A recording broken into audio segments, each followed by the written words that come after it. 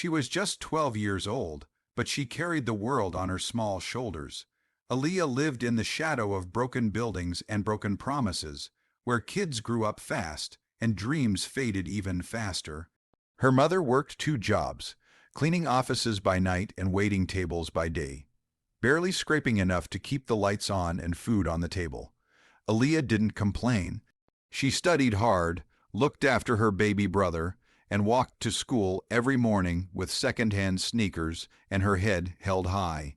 On a cloudy Thursday afternoon, Aaliyah was walking home from school, humming a tune under her breath, when she noticed a crowd of people standing still on the sidewalk near the corner store.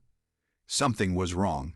At first, she thought maybe there had been a fight, but as she got closer, she saw him, a well-dressed man, maybe in his 40s, collapsed on the concrete. No one was helping. People were frozen, some recording with their phones, others simply staring. But Aaliyah didn't stop to think. She dropped her backpack and ran across the street. Sir, can you hear me?" she asked, kneeling beside him. His eyes were closed, his lips turning bluish. She shook him gently, but there was no response. Her heart raced. She had never done this before. Still, she pulled out her small, cracked phone and dialed 911. "He's not breathing right. Please send someone." She cried to the dispatcher, "Stay calm. I'm going to help you through this." The woman on the line said, "Can you check if he's breathing?" Aaliyah placed her ear near his mouth, barely any air. Then she remembered a video her teacher had shown during a safety drill. How to do chest compressions. She placed her small hands over his chest and started pushing hard and fast, counting aloud. 1, 2, 3. Tears mixed with sweat on her face, but she didn't stop. A small crowd formed around her, watching as this little girl fought to keep a stranger alive. Sirens in the distance brought hope, but Aaliyah kept pushing. Her arms burned, but she didn't quit. When the ambulance finally pulled up, paramedics rushed in and gently moved her aside. One of them placed a hand on her shoulder. "You did good, kid." They worked quickly, loading the man into the ambulance. As the doors closed, Aaliyah stood there, still shaking, watching the vehicle disappear into traffic. She didn't know who he was. She didn't know if he'd live, but she knew she did everything she could. And somehow, deep inside, she believed it mattered. That night, Aaliyah didn't sleep. She kept thinking about the man, wondering if he had a family, wondering if he'd be okay. She didn't know that the man she had saved wasn't just anyone. He was Charles Whitmore, a multimillionaire tech giant, one of the richest black men in the city. And in the days to come, their worlds were about to collide in the most unexpected way.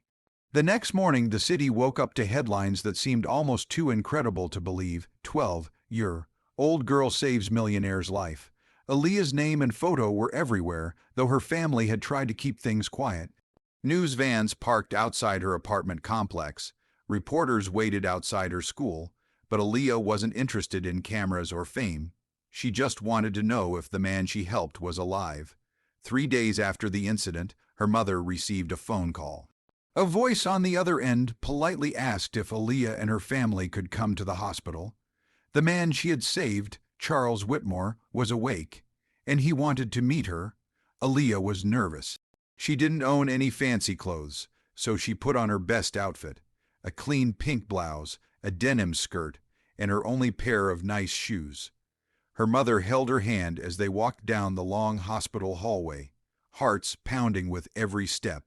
When they entered the room, it was quiet. Charles Whitmore sat propped up in bed, pale but alert. He looked different than in the news photos, vulnerable yet deeply human. His eyes locked onto Aaliyah the moment she walked in. Slowly, painfully, he swung his legs off the bed and stood up.